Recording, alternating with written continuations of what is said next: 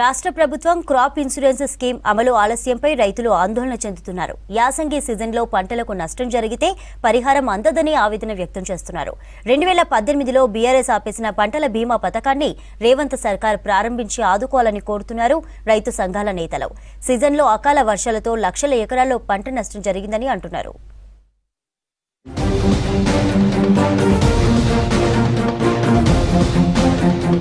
వానాకాలం ముగిసి యాసంగి సీజన్ మొదలైన పంట బీమా పథకం అమలుపై సర్కార్ ఇప్పటి వరకు క్లారిటీ ఇవ్వలేదు. పంటల బీమాపై ప్రభుత్వం నుంచి ఎలాంటి గైడ్ లైన్స్ రాకపోవడంతో రైతులు ఈ సీజన్ కు బీమా లేనట్లేనని అనుకుంటున్నారు. మరోవైపు వ్యవసాయ శాఖ కూడా ఎలాంటి టెండర్లు ఆహ్వానించలేదు. అటు క్రాప్ ఇన్సూరెన్స్ స్కీమ్ పంటల సాగుకు ముందే మొదలు పెడతారు. ఈ యాసంగిలో ఇప్పటికే రైతులు వరి నాట్లు వేసిన బీమాకు సంబంధించి రాష్ట్ర ప్రభుత్వం రైతుల నుంచి ఎలాంటి అప్లికేషన్స్ తీసుకోలేదు.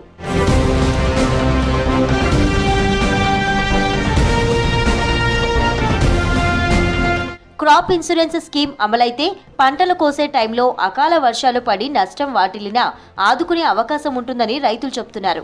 ఇప్పటికే ఓ సీజన్ పూర్తి కాగా మరో సీజన్ మొదలైనా ఎలాంటి కార్యాచరణను వ్యవసాయ శాఖ మొదలు పెట్టలేదంటున్నారు రైతు సంఘాల నాయకులు. ఇప్పటికైనా పంట బీమాపై గైడ్ లైన్స్ ఇచ్చి రైతులకు నష్టం జరగకుండా చూడాలంటున్నారు.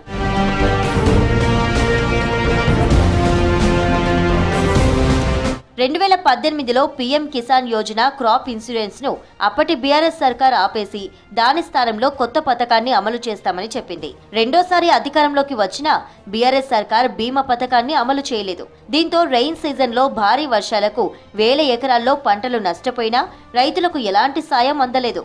కోట్ల రూపాయల నష్టం జరిగినట్లు రైతులు తెలిపారు. కొత్త ప్రభుత్వ హయాంలోనూ పంట బీమా పథకం అమలుపై ఎలాంటి క్లారిటీ ఇవ్వకపోవడంతో రైతుల్లో ఆందోళన వ్యక్తమవుతోంది.